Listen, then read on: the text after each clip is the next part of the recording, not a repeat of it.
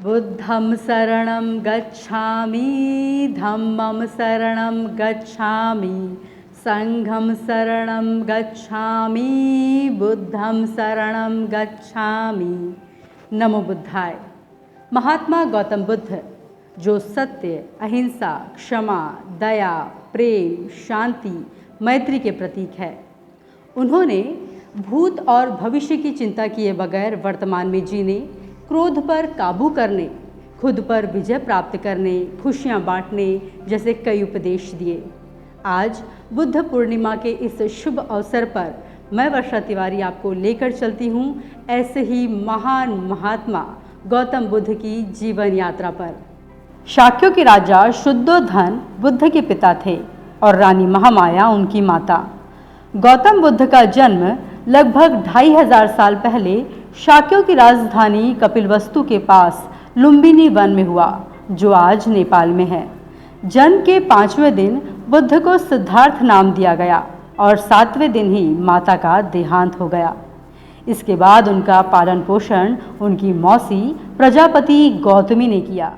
गौतम बुद्ध के घर छोड़ने को लेकर अलग अलग मान्यताएं हैं।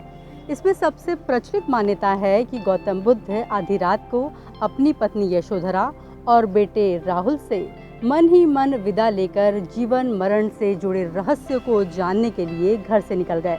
कहा जाता है कि उस समय उनकी आयु 29 वर्ष की थी। कुछ का मानना है कि एक बार उनके राज्य में उभरे युद्ध जैसे हालातों का विरोध शांति प्रिय और करुणामय बुद्ध ने किया था, जिसके बाद उन्हें राज्य से निकाल दिया गया। बुद्ध के घर छोड़ने को महाभिनिष्क्रमण कहते हैं। घर छोड़ने के बाद 7 वर्षों तक वन में भटकते हुए उन्होंने कठोर तप किया। बोध गया में निरंजना नदी के किनारे पीपल के पेड़ के नीचे, जिसे बोधि वृक्ष भी कहते हैं, उन्होंने 5 सालों तक तपस्या की। इसके बाद उन्हें बोधिसत्व की प्राप्ति हुई। इसी के बाद सिद्धार्थ बुद्ध कहलाए। बौद्ध धर्म ग्रंथों में इसी घटना को निर्वाण कहा गया। कठोर तप के कारण वे काफी दुर्बल हो गए थे। कहा जाता है कि तपस्या पूरी होने के बाद ग्वाला पुत्री सुजाता और दासी पूर्णा ने उन्हें महात्मा समझ खीर खिलाई थी। इसके बाद वाराणसी के सारनाथ में बुद्ध ने बौद्ध धर्म की आधारशिला रखी। यहीं उन्होंने अपना पहला उपदेश 5 साधुओं को दिया, जो बौद्ध परंपरा में धम्म चक्र प्रवर्तन के नाम से जाना जाता है।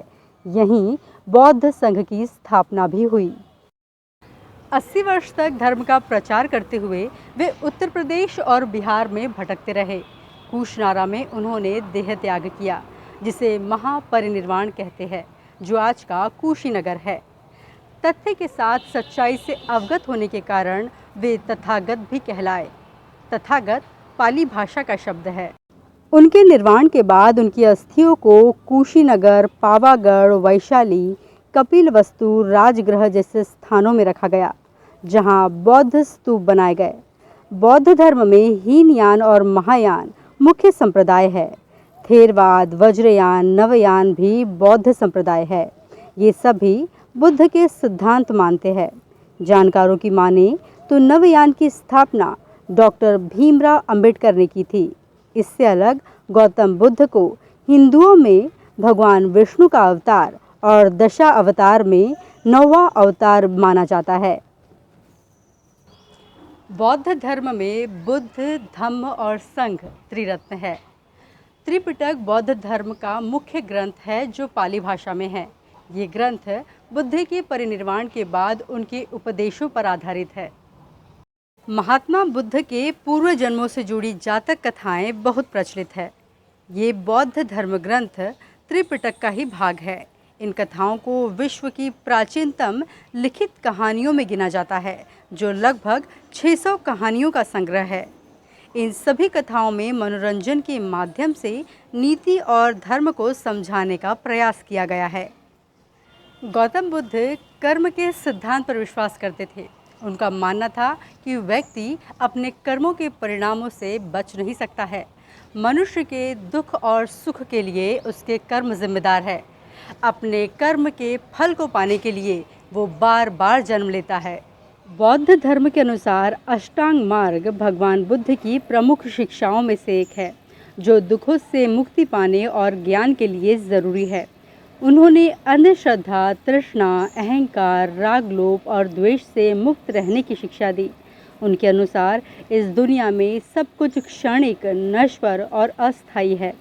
उन्होंने अपने अनुयायियों को पंचशील का पाठ पढ़ाया, जिसमें हिंसा, चोरी, बुरा आचरण, झूठ बोलने, नशा करने को गलत बताया गया है। विपस्सना गौतम बुद्ध की ओर से बताई गई बौद्ध योग साधना है। इसका अर्थ है विशेष प्रकार से देखना। बैसाख पूर्णिमा, जिसे बुद्ध पूर्णिमा भी कहते हैं, आज के दिन गौतम बुद्ध का जन्म हुआ। उन्हें आज ही के दिन ज्ञान की प्राप्ति हुई और साथ ही आज ही के दिन उनका महापरिनिर्वाण भी हुआ। इसीलिए बौद्ध धर्म में आस्था रखने वालों के लिए बौद्ध पूर्णिमा बहुत ही महत्वपूर्ण है। इसी के साथ मुझे आज्ञा दीजिए, और भी त्योहारों से जुड़ी जानकारियाँ लेकर मैं आपके पास आऊँगी। नमो बुद्धाय।